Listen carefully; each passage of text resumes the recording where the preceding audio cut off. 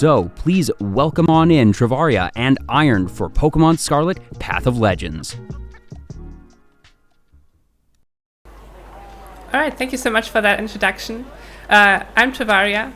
I'll be showing off this speedrun of Pokemon Scarlet Path of Legends, and I'm joined by Iron. Hello. Hey, how's it going? It's going well. I'm excited to show off the game. There will be plenty of downtime, so I'm just gonna load into it before we start explaining what this run is actually about. The time will start on my first input here as soon as the game is loaded up. I'm gonna count us down. As soon as that happens, there we go. So I'm gonna start the run in 3, 2, 1, go. So Aaron, if you could just immediately explain what's going on here. Why are we starting in the middle of a town? Yeah, so this is one of the single story categories in Pokemon Scarlet and Violet. So there is a full any % run, which starts from the beginning. Obviously, goes to credits, but there's a massive like 45 to 50-minute tutorial section at the beginning of the run, which is pretty tedious, monotonous. Obviously, it's required for any %, but for the single stories, the English community decided to start the run right when you get your ride Pokemon and you're free to explore anywhere on the map. That just makes it much easier to, much more enjoyable to do runs, I would say. And for this category, and for I guess one of the other single stories, much more consistent because the fastest route uses our starter, which you can just set up in advance and run it. The Japanese version of the run, that community decided to start at the beginning of the run. So the run is about 45 to 50 minutes longer. Yes, I just flew out of town. We're going to be collecting a couple of items here. First of which, if this will let me go down, thank you, is this yam of grass nuts. And because the game thinks I have fallen off on accident, since I wasn't on my right Pokemon, it allows me to pop back up to where I was, so I don't have to go all the way back around to get back up. Very convenient. Yeah, we'll be seeing that a couple more times. Oh, really? Can walk up the slope, there we go. So that is an inconvenient position of that. There we go. Lechonk. So what Trivvaria did there is she sent out her poor little Sprigatito and to fight a super strong Halucha. Oh, very nice on that respawn jump as well. To take damage, and the reason for that is we're setting up Sprigatito's ability, which is Overgrow. And what that means is when Sprigatito and its evolutions reach 1/3 HP or below, they do 50% more damage with their grass type moves, which is going to be extremely useful for our first fight against our first Titan Pokemon. And also she's picked up a couple experience candies, which give a lot of experience and bring our Sprigatito up to at least this first one here to level 17 and evolve. And once she's evolved here and used all her candies, she'll actually do one more of those auto battles to take damage again in order to get into just below that HP required for Overgrow. She's also going to teach Grass Knot here as well. Oops. So Swablu, is it still here? Yes. Hello. Yeah, Swablu is just the best thing. We've done a lot of testing. Ghastly can work, but it's especially when you've evolved, because we don't really too sure how this works in terms of what does damage or not. Sometimes you actually defeat Pokemon and you don't take damage, which is obviously not useful. But Ghastlies work a lot better when you're the Sprigatito as opposed to Floragato, which is the evolution. But Swablu seems to be very consistent across the board here. So the first part of the run, Trivvaria is just going to be doing a Titan fight very shortly. But a lot of the runs, a lot of the categories here, we're going to start just picking up a lot of items all over the map. Most notably, experience candies and rare candies. Most of these runs pretty much involve beefing up our Pokemon with candies and then doing all the required fights thereafter. And so that's a really useful thing we can do. Is we can access a lot of the map and grab a lot of these candies right away. Yeah, this entire detour that we just did was just to collect all of those candies and the Grassnut TM. But now we're actually on our way to the first Titan of the run. Just gonna collect a couple of more extra candies here on the way. Yeah, one of those fall things here. So she's gonna grab this rare candy before heading back up. if you hit the back wall here while dropping down, you can actually cancel this little like phone parachute animation that you get by just getting a slide on the back wall, but I did not manage to get it. Alright, and now that we've collected those candies, we're gonna just go up here. I'm gonna tag this watchtower for later. This is mostly for a marathon safety strat that I'm gonna do that I wouldn't usually do in a PB attempt. And then we're gonna drop down here, and that's our first Titan right there. Just trigger the climbing animation because we're gonna be fighting it in a different arena. You saw there, Trivvaria did a little bit of movement tech where she dismounted the ride in order to fly off the cliff, and then right before she had landed, she hopped back on her ride. If you jump down on your ride, you get like this landing animation, which loses a bit of time, and then also obviously you get the rotom phone animation when you if you jump down and don't rebound your ride. So a little bit of nice little movement tech here. So here is the crab. Its name is Cloth. It's the first Titan. We're generally going to do the Titans. We don't actually do the Titans in order of difficulty in terms of level, but this is the lowest level Titan that we're going to fight in the run, and it's pretty straightforward. These Titans have 2 phases. The first phase, it's kind of weird. It depends on the Titan. This one has double HP on the second phase.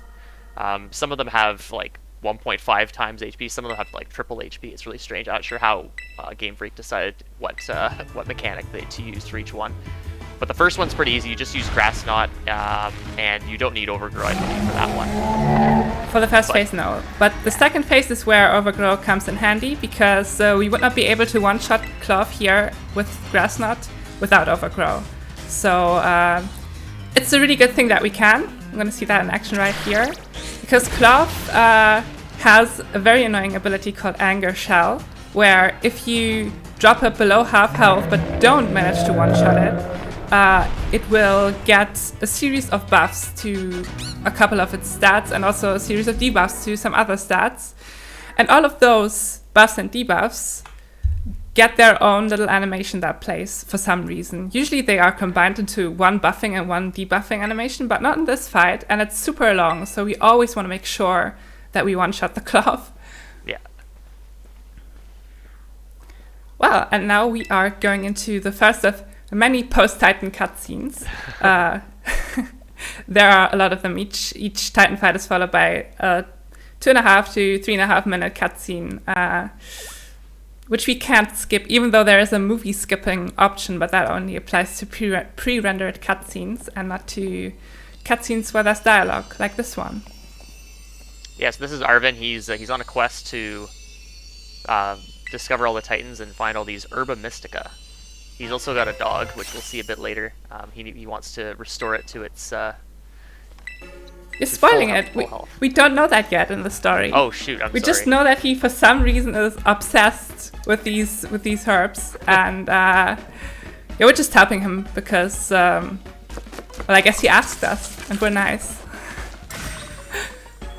But all throughout this cutscene, he's just acting very shady.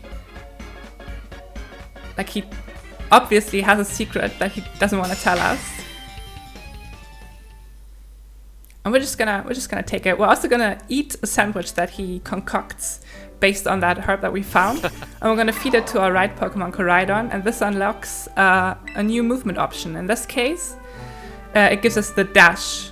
So we're about to get a whole lot faster on Koraidon's back, and that's also the reason why we go for Cloth first. Not just because Cloth is the weakest of the Titans, yes, but also because dashing is so important. It makes the rest of the run go so much faster. That's really nice. And these movement options are always tied to a Titan fight, so with each Titan defeated, we are gonna unlock a new movement option. Just like that. Yeah. It's funny, in my casual playthrough of this, for the first time, I fought Cloth last, so I was moseying around really slowly for most of the time I was working through the game. Yeah, I think for me it was the second to last Titan. I definitely did Bombardier and Great Tusk first. I'm gonna see those later. Yeah, Yeah, so the interesting thing is for the other two single stories, there's been a lot of obviously route changes. The game's just come out, a lot of things have changed. But for a while, the other two single stories, which are Victory Road, which you're doing all the 8 gym badges, and Starfall Street, where you're fighting all the Team Star bases, they still fought Cloth just to have that movement buff. However, Spider C in the chat, I believe he found out that actually skipping Cloth altogether in Starfall Street is faster than actually doing it, because even though you are getting the faster movement speed, you are spending about, I don't know how many minutes, 5+ minutes actually doing it. So the Starfall category actually does not get Cloth. We're just moving along nice and slowly on our ride Pokemon for the whole run, which makes the movement a tiny bit easier, because we might see some, hopefully not, we might see some unfortunate encounter spawns here. And if you're moving faster, it's harder to dodge them. Alright, down here. Very nice. And now, before we go and fight the second Titan, we're just gonna go on a little tour of Paldea and collect a bunch of useful items, like the candies that we picked up earlier. That is usually the rule in Scarlet speedruns. You wanna find all of those experience candies, rare candies, and other useful stuff to really boost your Pokemon so you can have an easy time defeating at least the lower level opponents. And one way that we make the map accessible basically right from the get-go is by doing what we call a backwards ledge jump, or BLJ. And that is a trick that I have done a couple of times already, just in the first 10 minutes here, and that I'm gonna do a couple more times coming up in this movement section, where you turn your back to a slope that the game would usually force you to slide down.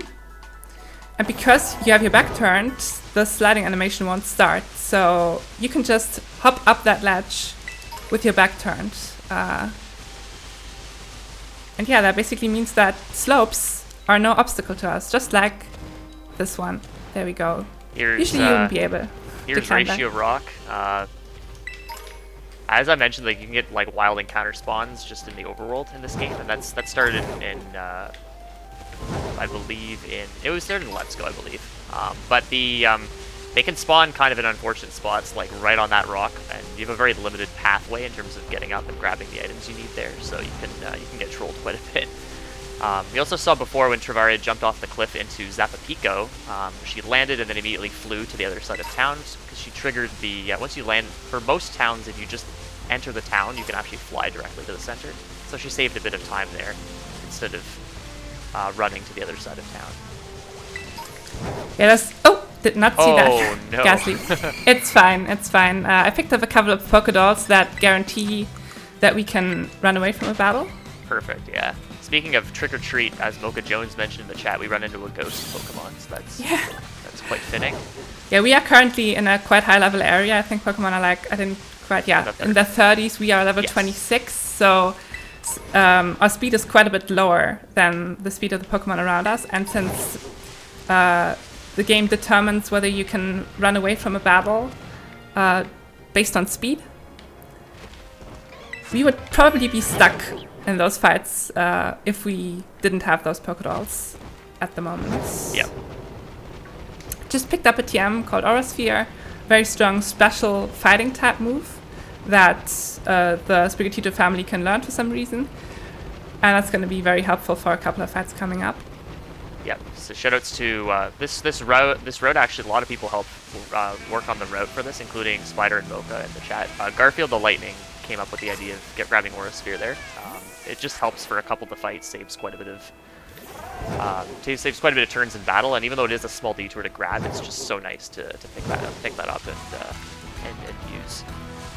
I don't think you picked up the Rash Mint there, did you not? I did not, no. So there is an option to pick up a Rash Mint. Mints in this game change the nature of your Pokemon. And for some Sprigatitos, it can make sense to pick up that Rash Mint to boost its special attack, but my cat already has a plus special attack nature. Ooh, so it does not make sense to pick up the Rash Mints. We will be picking up a different mint after we fight the next Titan. For now, we're just going to take this phone call. Arvin always calls us when we approach the lair of a Titan. And the Titan lair that we're getting close to, we're not actually going to go to until the very last of the Titan fights. Yeah, this one's pretty brutal. I need to fly to this one. This is where the marathon safety strat comes in. I'm about to pick up 2 candies. One of those candies would already have been accessible when we were fighting Cloth the first time, but the other one requires the dash.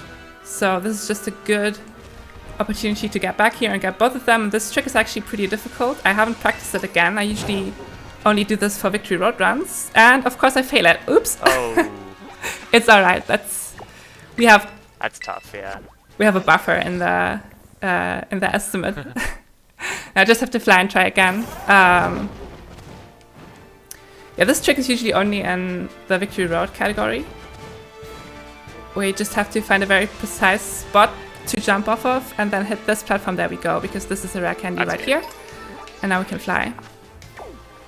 Right back to Zappa Pico.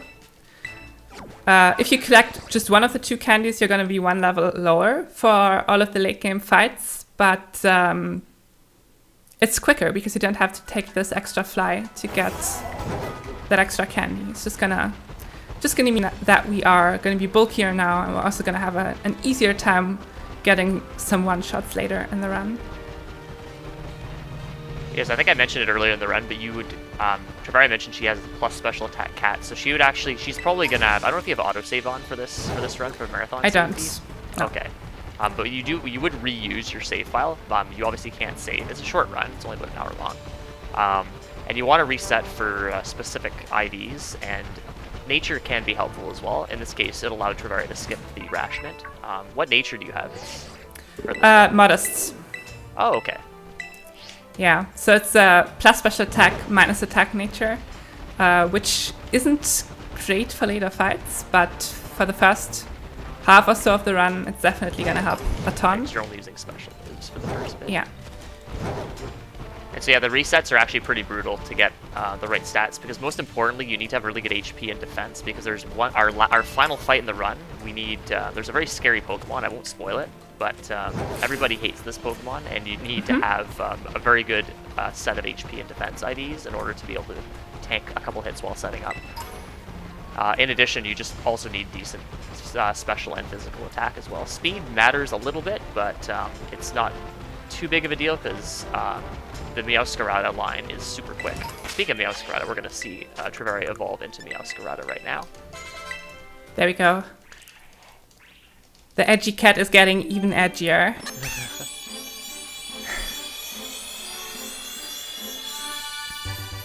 Magnificent.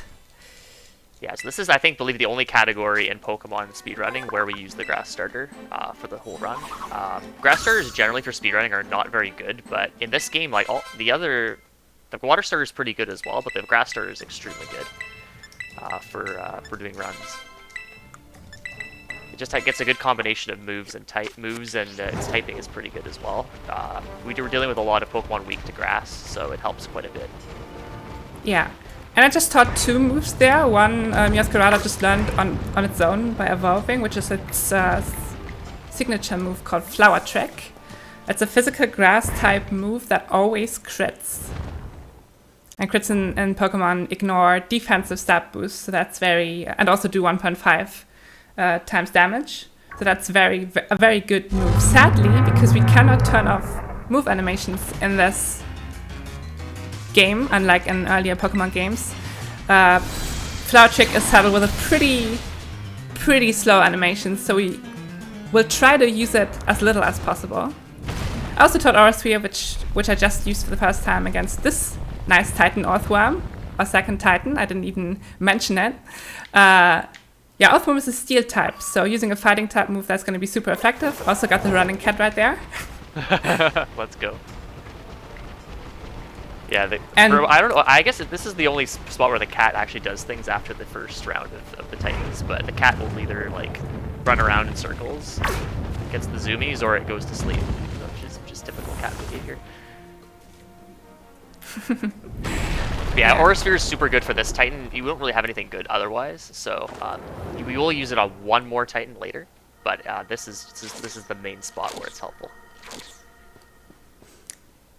Yeah, and it's really very helpful. I don't quite remember how this fat worked when we didn't use the pickup or sphere. I think we taught low kick. Yeah, that could be it, but I don't even think that was guaranteed with every cat. So Yeah, you probably couldn't do this with modest. But with this cat, it's a guaranteed one-shot, so we don't have to worry about anything. This worm is going to go down. And yeah, that's 2 down. The ability that defeating Earthworm unlocks is the high jump, so we will now be able to jump a whole lot higher. It doesn't really have any benefit for the rest of the run, but I guess it's nice. Yeah, that's true. It's not used too much. The this category is, I mentioned, like, Luke, we routed the grass starter. This category is a few different mons have been tried for it. Initially, the first few runs of this used Flamigo, which is a Pokemon I don't like very much, just because it was used for every single category, and I like variety in the various categories. It's a very good Pokemon, don't get me wrong, and it's used in the any percent and the I believe it's used in the Victory Road as well. Yes. But the and I guess Treasure Hunt as well, where you do all 3 single stories and don't do the beginning and the end, because the end is a very long segment as well. But but the cat ended up being really solid for Path of Legends, and it was a large community effort in terms of routing this. And once we figured out that the cat was faster, I think we had like 5 or 6 records in one day. Yeah, that insane, was including Trivvaria, who got the first of them. It was insane. That was a wild day for Scarlet speedrunning. Yeah, I've tried the water starter for this as well. It's a little bit slower, but it does a pretty good job, and it's almost as fast as Flamigo. So almost. But yeah, the water starter is used in Starfall Street though, so there's that. True. Yes. Each of the 3 starters play a pretty significant role in Scarlet speedrunning, with the grass starter being used in Path of Legends, the water starter being used in Starfall Street, and the fire starter being used as a support Pokemon, I guess, in Victory Road and in... What am I missing? Any percent? In any percent. Yeah, I think well, so. Yeah. Also, Arvin is about to reveal to us the reason why he's been so shady, and Aaron talked about this a little bit earlier, but Arvin has a sick dog, and he really wants to heal his dog with these mystic herbs. So we now have a very strong motivation to keep helping him.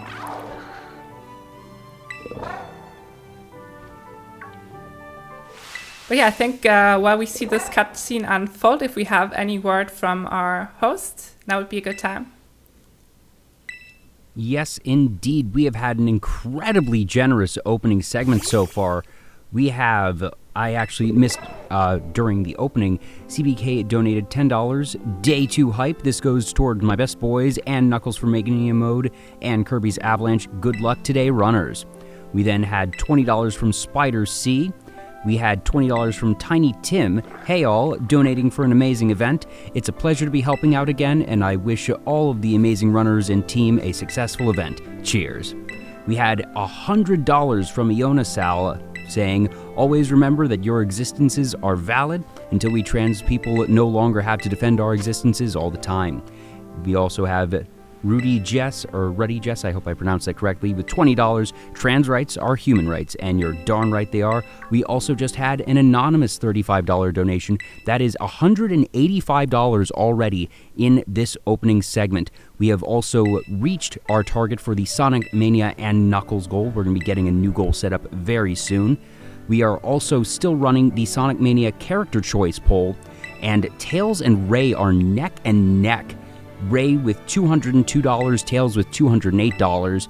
So do get your donations in for that, and get your donations in for many other things. I myself am also contributing a bit of an incentive of my own. If during any of the segments that I am hosting today, a individual donates a total of $151 or more, yes, that is very deliberate for Pokemon, or if any of the runs in aggregate raises $300 or more, I will eat a Bean Boozled bean. I'm not sure if you're familiar with those, but they are absolutely vile. Easily the worst eating experience I've ever had. If we reach that particular goal, I will eat the bean between runs so as not to interrupt the runner. But I'm just going to put that out there in case that makes anyone feel a little bit extra generous, or if they just want to inflict pain upon me. Both work. That's going to be all for us for now. I'm double checking to make sure that I've missed nothing in the notes. Yes. The Mean Bean and Kirby Avalanche bid war is going to close at the end of Sonic Mania Plus. I think that's about all. Yes, we're looking good. Okay. So, fantastic job. We are well on our way with this run of Path of Legends. Back to you. All right. Thank you so much for that. And thank you, everyone, for your generous donations.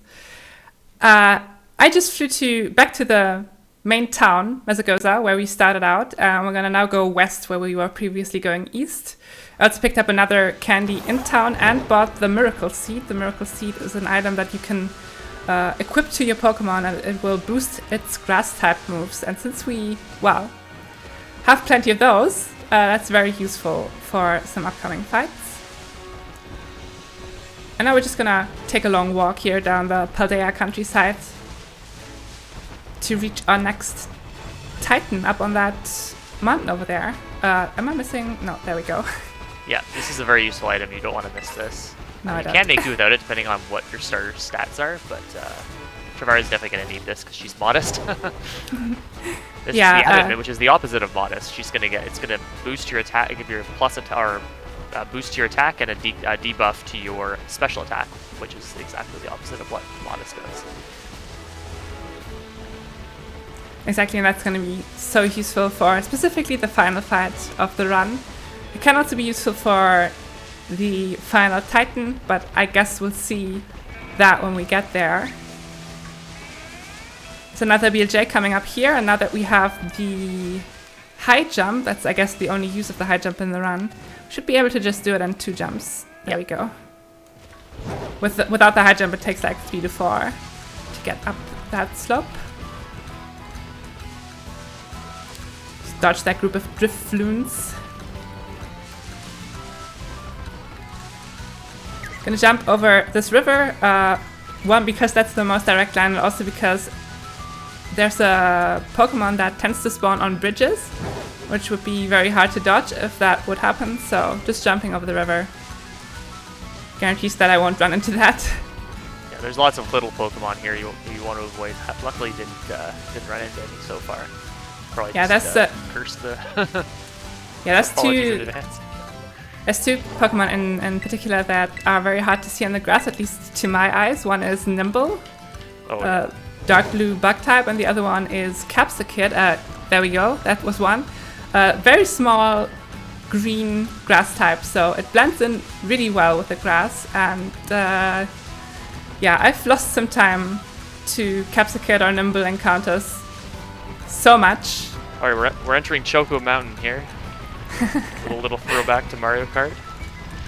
Yes. If you get hit by these boulders, you get like stopped in your tracks, and it loses a bit of time. Trivvaria dodged all of them, so that's really good. There's also that's what we want to see. There's also a really weird quirk we've seen. I think Garfield the Lightning was the only person we've seen who got this, where he got to the top and he got hit by one of those boulders, but it bounced off like a bouncy ball. I'm not sure exactly like the odds of that happening, but it was very strange. I don't think that's ever happened to me. What has happened to me is that I was hit by a boulder and then immediately hit by the next boulder without being able to move. Yeah. So getting the double stun there, really annoying. Oh yeah, this is our 3rd Titan, Bombardier. A big bird. We're just going to use Aura Sphere again because it's flying dark type, so it takes some good damage from fighting moves. Yeah. However, on this... Yeah? Oh, sorry, go ahead. Yeah, on the second phase, because of the stat buffs that the Titans receive in the second phase, Aura Sphere here will be an 11 and 16 range. Because damage in Pokemon has a random component to it, there can be 1 of 16 damage rolls, and 11 out of 16 of those rolls will be able to one-shot this Bombardier. But if I roll the other 5, then it won't be. Okay, good, we got it. Nice. There we go. I also want to mention that I mentioned Choco Mountain. There's another little shout out to the Mario universe here. We have the stork. It looks like the stork from Yoshi's Island. So don't know if that was intentional. I don't know. I actually never noticed that. I never thought about that. All right then. Yeah, that's Titan number 3. This will give us the ability to swim for some reason, even though it's a bird. There is going to be a glide ability later, but yeah, that doesn't come from the bird. And we're also going to be fighting a water type later, but that doesn't give us the swim. I guess it makes sense in terms of progression, but I don't know, it doesn't fit in my eyes. Yeah, to access the water thing, you need to be able to swim. So yeah. Well, they could have put it on the like what do you call it, on the beach or something of the lake that we're gonna visit. Yeah. But still, I guess it makes sense.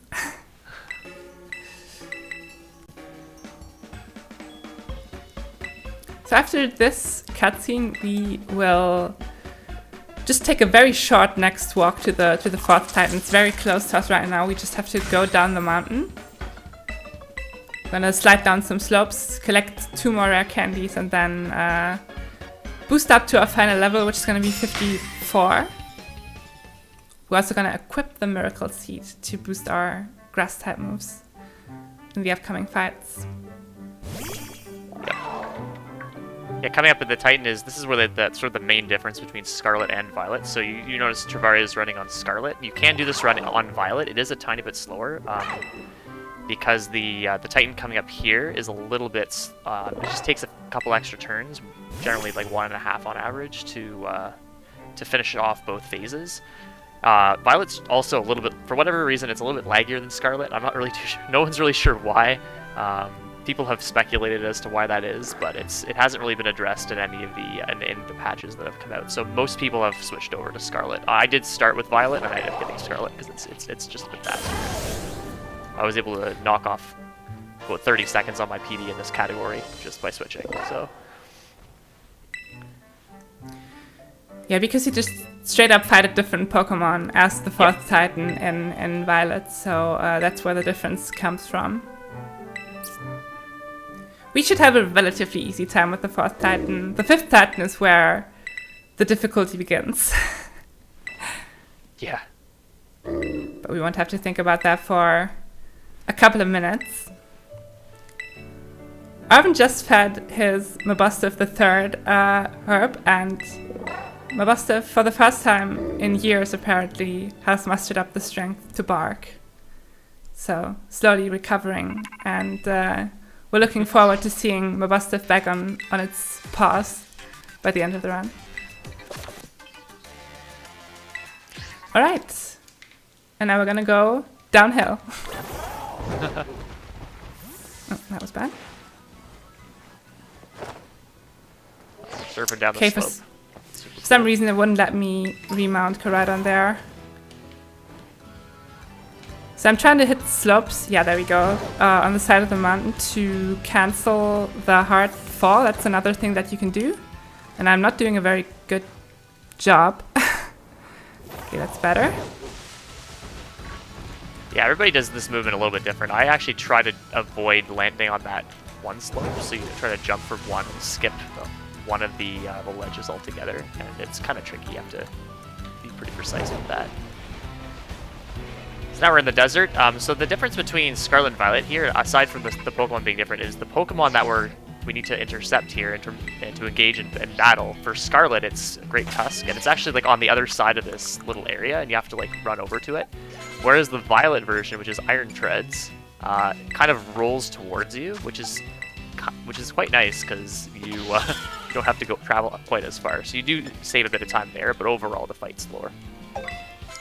Yeah, we're also done with Aura Sphere now. I just taught Knockoff over it, which is a physical dark type move that we are going to use for one single Pokemon later on. It can be used as a cleanup move later if we miss ranges, but yeah, it's generally used for that one. True, yes. There we go, there's Great Tusk. This is a ground fighting type for us. The equivalent in Violet Iron Treads would be ground steel type, so a little bit harder to deal with for the cats. I'm just going to use Grass Knot. Yeah, so this is also like a paradox Pokemon. It's kind of the, I guess, the gimmick, or one of the gimmicks of this game, where Scarlet has special, like, they're almost like regional variants, but they're like prehistoric versions of Pokemon. So this is like a Donphan, like a prehistoric version of Donphan, and so the Violet equivalent would be like a futuristic version.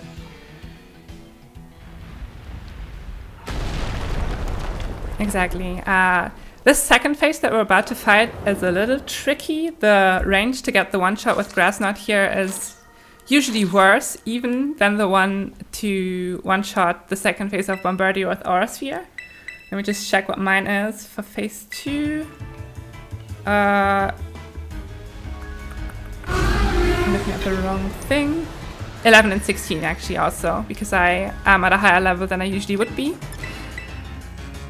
And we are fighting with Arven here, but usually Arven in the first turn here goes for Scary Phase, which is a non-damaging move. So if we don't knock out Great Tusk, then no one will. But Nice. Looks like I got it. Very nice. Yeah, sometimes Arven uses Fire Fang, or, well, Fire Fang on Iron Treads, but it would use Razor Leaf in Scarlet. And if it does that turn 1, it helps quite a bit, because it can help with that range. Yeah, some of these fights where you have Arven as your partner really come down to how cooperative the AI turns out to be. We're going to be seeing a little bit more of that on the next and final Titan, because that one can really, we can really depend on Arven there in some situations. But yeah, there's going to be another cutscene here, so this would be another good spot for a message from the host. Thank you so much, Trivvaria. We've gotten a couple more donations in. Let me make sure I get all of these. We have $5 from Chrysosaurus saying, "Good luck on Path of Legends. I know this category can be rough, but I know you'll be fine. I'll give an extra $10 if Triv doesn't get paralyzed on the final fight." Oh boy. We then have $10 from Roman. "Always a joy to see some joyous FBE joy times, and to increase the joy, I will joyfully donate a jolly donation to see the best boy Tails run. Yeah!" We then have $15 from Windbliss. Cat Dragon says, "Trans rights. Late to the party, but wasn't late to donate. $10 for the incentive, $5 for Tails in Sonic Mania." That is right, it is never too late to donate, even if you're not able to donate today or tomorrow during Fast Pace for Pride 2023. Any donation, any time of the year is always good. Charities like these are built off of $5, $10 donations, so even if you can't drop a ton of money, please know that every little bit does add up really, really quickly too. So thank you so much to all the fantastic donors, and thank you, Argic, for the raid. Welcome in, Raiders. You all are watching Fast Pace for Pride 2023 benefiting Gate. Their mission is working toward justice and equality for trans, gender diverse, and intersex communities, aiming for a world that ensures that those communities can enjoy their human rights and achieve the highest level of health and well-being possible. I am double-checking to making sure that I'm not missing anything. Ah, yes. We have opened up a new incentive. It is the Buck Up and Drive incentive to have a T-Tree play as the Van Diesel. It is exactly what you expect. It is a large, bald head attached to a diesel van, and this diesel van has actually been outfitted with custom FPE, that's fast-paced events, coloring and logos. This thing, I saw the name, the Van Diesel, before I saw the image that I am seeing right now in our Discord. The image is everything I had hoped for and more. I really do hope that we're able to reach this one. We have raised, if my count is correct, I believe we're at $245 for this segment. So I'll need to double check my math on that, but we're getting dangerously close to the $300 goal that I have set for this run, to eat a Bean Boozled Bean between segments. So if you want to make it so I have to eat one of those disgusting things, maybe consider donating. And yeah, so we are getting farther and farther along this fantastic run by Trivvaria. I'm going to throw in one other thing. If people want to donate, I'll do some silly voices during the dono reads. Anything to help incentivize a bit more generosity. That's all from me. Back to you, Trivvaria. Thank you. Yes, there's a bit to explain already in that 30 seconds or so that we just saw of gameplay. We flew back to the Lake Watchtower that I tagged earlier, so we're now going to tackle the final Titan. The first phase was over, just as soon as it started. Very nice and quick, and yeah, it's like a 50-50 range, I'm guessing, for you. Yeah, I'm actually surprised that I hit that. And you're gonna see me look down at the water, or when I was gliding earlier, look up in the sky, because this lake makes the game lag incredibly hard. I also should save before entering this next phase of the fight. There we go. This is a run killer for sure. Yeah. There's 2 fights coming up here. Spoiler alert, the first one's not too bad, but the second one is pretty brutal, so we definitely want to save in marathon setting. Yes, because the first fight that we're about to do is phase 2 of Dondozo, the big whale that we already fought earlier.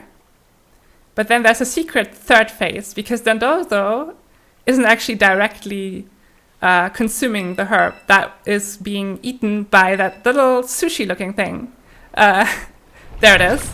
And that in turn is swallowed by Dondozo, so yeah, wonder what that's about. Alright. We are once again joined by Arvin for both of these fights. The first one is pretty straightforward. We're just gonna use Grass Knot twice, and there's really not much that Dondozo can do. Yeah, it can confuse you, it can paralyze you with Body Slam. That's kind of what can happen there. And then obviously, like, that just can lose enough time to kill a run for sure. As Crisis mentioned in chat. So. Yeah, the good thing is that we will get a free heal after this, because there will not be a break. It will just be a little bit of a cutscene, and then immediately it's gonna launch us into the second fight here. So whatever damage we take, or if we get paralyzed by Dondozo, that will not be an issue for the upcoming fight. This is also surprisingly, I think, the only situation. No, we do get another free heal after the fight, I think. But free heals in this game are a very common thing.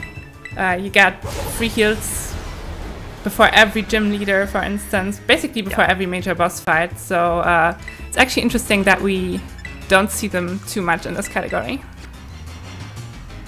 Okay, here's Tatsugiri. So we're going to start off by setting up an X attack. The X attack is going to double our attack, which is very, very useful. This thing, we can't use Grass Knot on it because it's part dragon, and also it's extremely tiny. Grass Knot does more damage the heavier you are, the Pokemon is. Taunt into Tail Whip is extremely good. It's the best opening. That's the best opening you can get. No, no! I misclicked. Oh my god. I'm not used to this move order. Well, that is unfortunate. Actually, okay, not punished. Oh, you taunted again, so that's fine. Yeah, that was you can see how little Grass Knot does there, as I mentioned. So. Yeah, I was supposed to go for a Flower Trick. Because that's a physical move. Yeah. Yeah, you see exactly how slow it is in terms of move animation here. So but also how strong it is. Just use Takedown here, and we're good. Okay, you got Dragon Pulse, so we're fine regardless. It does use Takedown, okay. Okay, good. So we'll end up working out in the end. Would have saved the turn if I hadn't misclicked, but it's still fine. Yep, definitely. Taking no damage there is extremely good. At least on Meowscarada.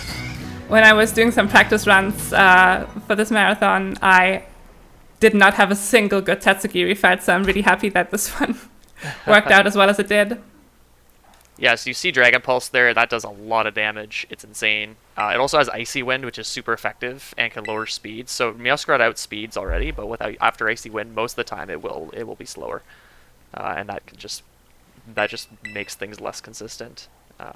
It's just super bad. It can also just use like Dragon Pulse both turns on Meowscarada and you're dead. So, or you faint. So it's like it can go really poorly. But Taunt is something you definitely want to see, or it targeting Greedent. If Greedent faints, you do lose time as well because of it fainting. But we take these. Yeah. So this is the fifth and final Titan. Like I said, we just defeated it, but we're not quite done with the story. Well, we're about to consume the last herb here that will unlock Koraidon's climbing ability that we will not use at all during this run. No. But also, and I guess more importantly, this fifth and final herb will actually make Mabosstiff well again, which we all love to see.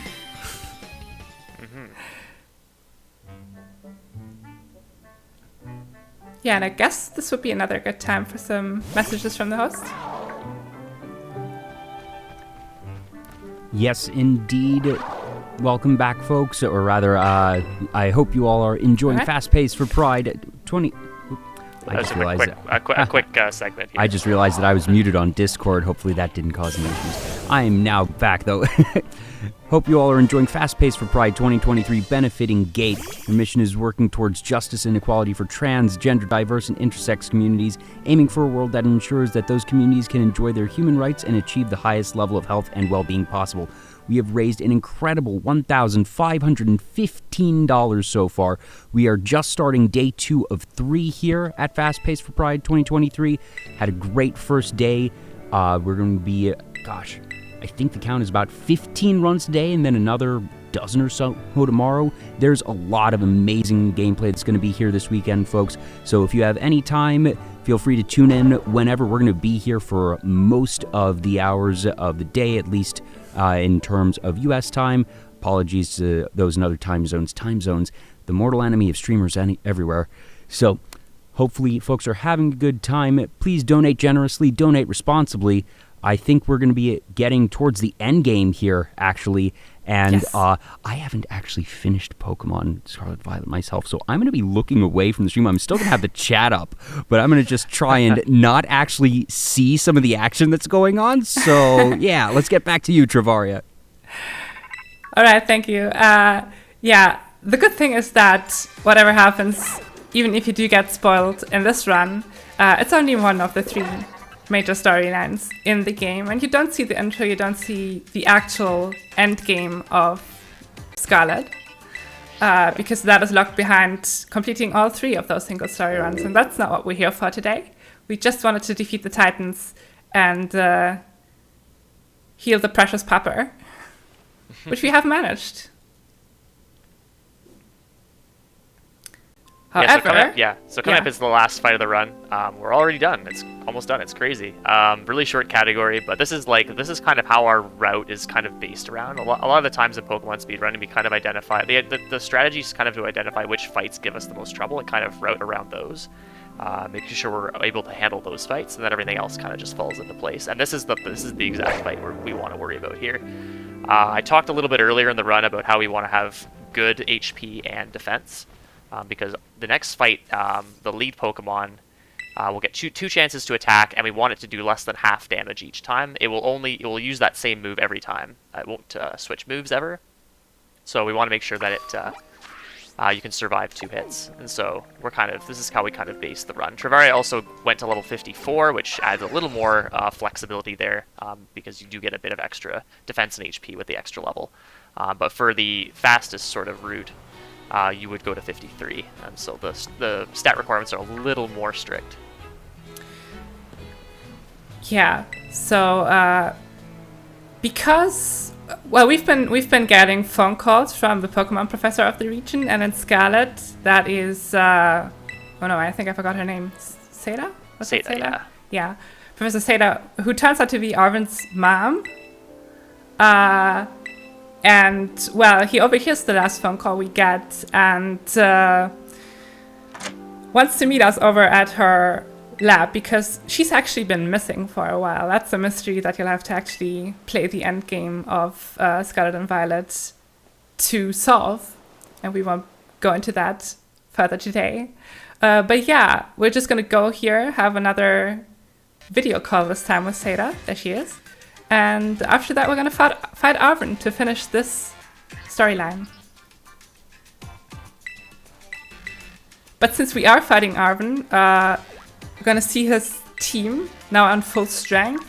And he's going to be using all of the single Pokemon that he's been using as the partner Pokemon in the fights that we've been doing with him against the Titans.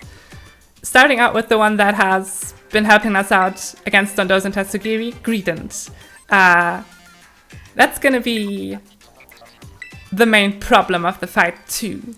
Because Greedent is going to go for Body Slam. Body Slam has a 30% chance of paralyzing us. And because it will get to use it twice, that chance overall is going to be 51% to paralyze us. It's a good old coin flip. And if if we get paralyzed, we have to heal in the fight, which is an extra turn. And also, we won't get to be in overgrow for the rest of the fight, meaning we lose out on that 50% damage boost that you would get from overgrow. Which also means that we will have to use the terrestrialize feature, that is the gimmick, the battle gimmick of this game, to boost the damage high enough to get the one-shot on Arven's final Pokemon. Yep. And that terrestrialization, that takes like 30 seconds just to the animation that it gets. It's very pretty, but it's very slow. So we would love to avoid that. So I'm gonna just use the animate here to, again, change the nature. I'm also gonna save, just in case things go... I see you have the Carbos in your inventory. I don't know if you needed that or that was just something you picked up by accident. Yeah, I picked I it think up that by was when you did the Halucha auto battle. Your Pokemon picked it up. Yeah, okay. And it's starting to rain. You can't pick up the Carbos first if you have lower speed on your starter as well. Yeah, but my speed is fine to outspeed everything in the run with the levels that we have. It's just started raining, which is kind of inconvenient because weather effects in this game increase lag. Of course. Luckily, this fight isn't the laggiest. This would have been much worse if we had gotten rain on the lake. Yeah. Because that will just reduce FPS to like 5 or something.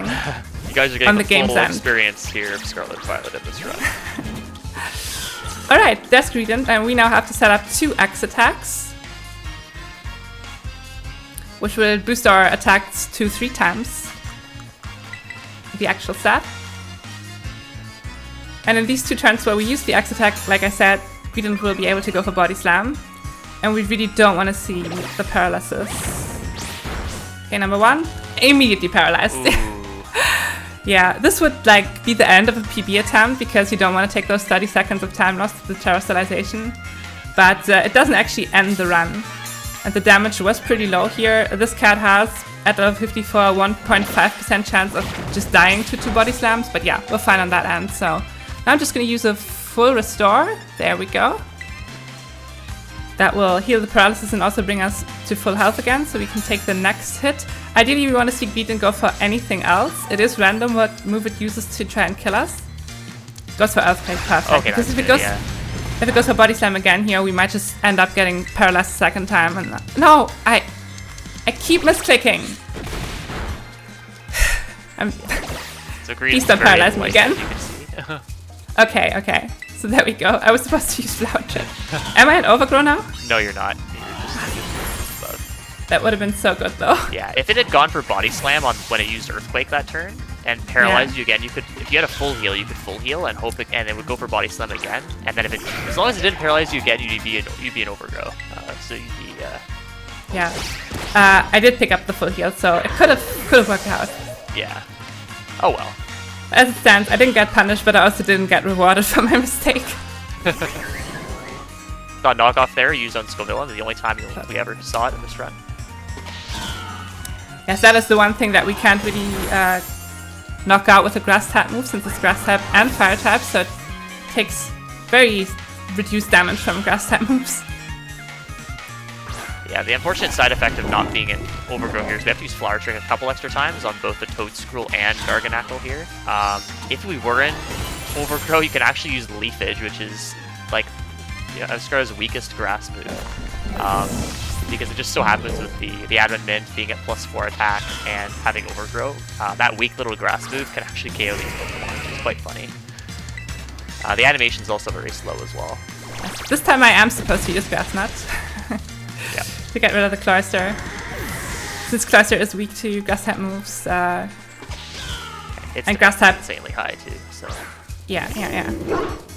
And now we actually have to take down the dog that we've been helping to heal. Feels wrong, but that's what we have to do, sadly. We did ask Arven before the fight if he's even comfortable using Mabosstiff against us, but apparently Mabosstiff just wants to fight now. And, who are we to deny the puppy some fun? And that's terrestrialization. Takes forever. And we're going to see it a second time because Arven is also going to terrestrialize Mabosstiff. Yeah. So terrestrialization works is each Pokemon has a specific Terra type, and it's usually one of the original types. So in this case, Meowscarada is a grass. It started off as a grass type, and so its Terra type will be grass. You can actually, in certain cases, get special paratypes on your Pokemon which don't match one of their original types. And so that gives an extra bit, a little bit of a boost to the grass type moves. And so that's obviously needed here because we don't have Overgrow. Yes.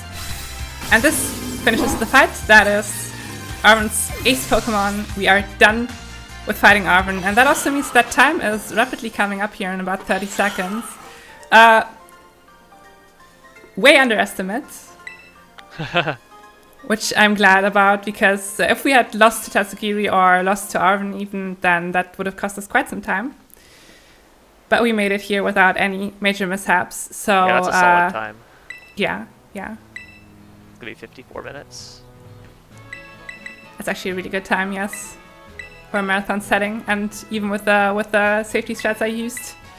So that's going to be a little bit of a title card when Arven runs off, just saying Path of Legends complete, and as soon as the border disappears completely, that will be time. So, time. Just about 55 minutes. Great run. Alright, yeah, I think that will just be it from me here for this event. Thank you so much to the organizers for letting me be a part of it, and yeah, I'm glad I could help raise money for this amazing cause. It's very near and dear to my heart, so I'm very happy to be here. If you want to see more of me, you can follow me at twitch.tv/Trivvaria. I'm also on Twitter and Blue Sky using the same names. If you want to join the community, there is a Switch Pokemon speedrunning Discord server that you can find on the Scarlet and Violet speedrun.com page. If you want to join, we are very helpful. We love to see new people, or we're very glad to help. We love to see new people enter the community, and we would be happy to have you. Aaron, do you have any shoutouts? No, I think you pretty much covered everything. Yeah, just thanks for letting me commentate for the run, and thank you, Fast-Paced Events, for having us. It was a lot of fun. I'm glad to help contribute. And just shoutouts to the community. This is a huge community effort in terms of routing this category, and a lot of people put a lot of work into it, with some of them in the chat here today. So thank you all for all your work and helping us put together this route overall. It was a lot of fun, and we might see some changes in the future. Who knows? So We might. All right. Thank you so much. Thank you so much, Trivvaria and Iron, and congratulations on that incredible run. 55 minutes and 4.2 seconds for Pokemon Scarlet, Path of Legends, and that is our first run today for Fast Pace for Pride 2023. We have 15 more runs for today, and then a dozen more tomorrow. We have raised an incredible $1,515 so far for Gate.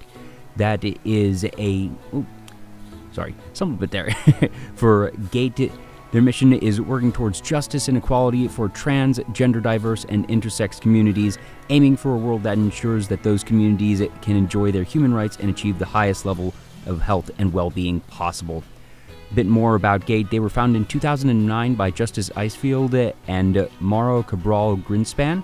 Today, Gate remains the only international organization focused on issues relating to gender identity, gender expression, and sex characteristics. Their mission is, like we were saying, all over the world. We're really excited to be supporting a global cause here this weekend.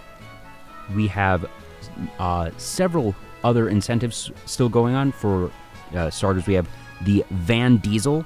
If we raise $250, there's $25 toward that already, so $225 more dollars, and we will be using the Van Diesel during the Buck Up and Drive run. We also have the poll going for Sonic Mania character choice. Tails is currently in the lead with $238, followed by Ray at $202, Knuckles in third with $138, Sonic farther back with $50, and Mighty with a little $5.01. So Mighty, not quite as mighty at this point in time, but who knows, there's still a bit of time before that run. The next one that we have is going to be Sonic and the Fallen Star, which is going to be run by Grimmy Hunter and Roman. It's going to be a Sonic vs. Tails glitched race. I was thinking when I first saw the schedule, I was like, Sonic and the Fallen Star, I know I haven't played every Sonic game, but I haven't actually heard of that one. And then I looked up and oh, it's a fan game. So it made me feel a little bit better that I hadn't heard of that one, but I'm really excited to see it now because I don't actually know Sonic and the Fallen Star. So it's going to be a very fun one, and to see it played at the highest level by Grimmy Hunter and Roman is going to be just fantastic. So stay tuned, everybody, and we'll be seeing you soon.